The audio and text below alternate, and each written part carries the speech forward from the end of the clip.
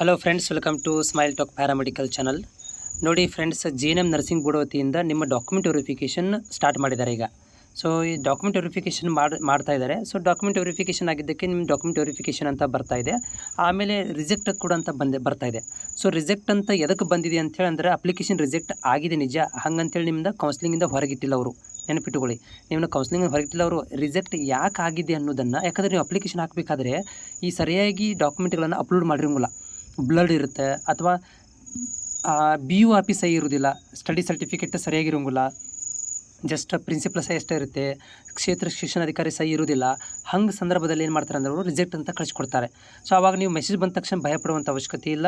ನೀವೇನು ಮಾಡಬೇಕಂತಂದರೆ ತಕ್ಷಣ ಲಾಗಿನ್ ಮಾಡಬೇಕಾಗತ್ತೆ. ಹೋಗಿ ಈ ಒಂದು ವೆಬ್ಸೈಟಿಗೆ ಬಂದು ಲಾಗಿನ್ ಮಾಡಿಕೊಂಡು ಅಲ್ಲಿ ಸ್ಟೇಟಸ್ ಬರೆದಿರ್ತಾರೆ. ಉದಾಹರಣೆಗೆ ನಿಮ್ಗೊಂದು ತೋರಿಸ್ತೀನಿ. ಇವಾಗ ಎಲ್ಲಿ ಹೋಗಿ ನೀವು ಚೆಕ್ ಮಾಡ್ಕೋಬೇಕಂದ್ರೆ ಈ ಒಂದು ಆಫೀಷಿಯಲ್ ವೆಬ್ಸೈಟಿಗೆ ಬರಬೇಕು.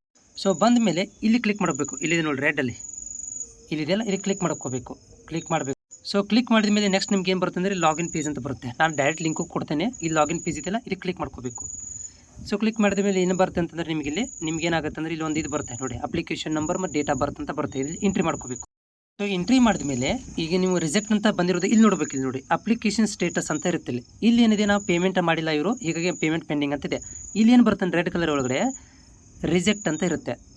ರಿಜೆಕ್ಟ್ ಅಂತ ಬರುತ್ತೆ. ಇಲ್ಲಿ ಕೆಳಗಡೆ ಇಲ್ಲಿ ಬರೆದಿರ್ತಾರೆ ರೀಸನ್ ಅಂತ ಬರೆದಿರ್ತಾರೆ. ರೀಸನ್ ಏನು ಇಲ್ಲಿ upload study certificate, upload Aadhaar card, upload ಏನಪ್ಪ ಅಂತಂದರೆ ನಿಮ್ಮ ಒಂದು ಮಾರ್ಕ್ಸ್ ಕಾರ್ಡ್ ಅಂತ ಬರೆದಿದ್ದಾರೆ. ಅದನ್ನು ನೋಡಿಕೊಂಡು ಇದೇನು ಮಾಡಬೇಕು, ಕೆಳಗಡೆ ಓಪನ್ ಆಗುತ್ತೆ. ಓಕೆ, ಓಪನ್ ಇರುತ್ತೆ, ಪೇಜ್ ಓಪನ್ ಇರುತ್ತೆ. ಅಲ್ಲಿ ನೀವು ಯಾವುದು ರಿಜೆಕ್ಟ್ ಆಗಿದೆಯಲ್ಲ ಅದನ್ನಷ್ಟೇ ಅಪ್ಲೋಡ್ ಮಾಡಿ ಸಬ್ಮಿಟ್ ಮಾಡಬೇಕು. ಹುಷಾರಾಗಿ ಸಬ್ಮಿಟ್ ಮಾಡಬೇಕು. ಓಕೆನಾ.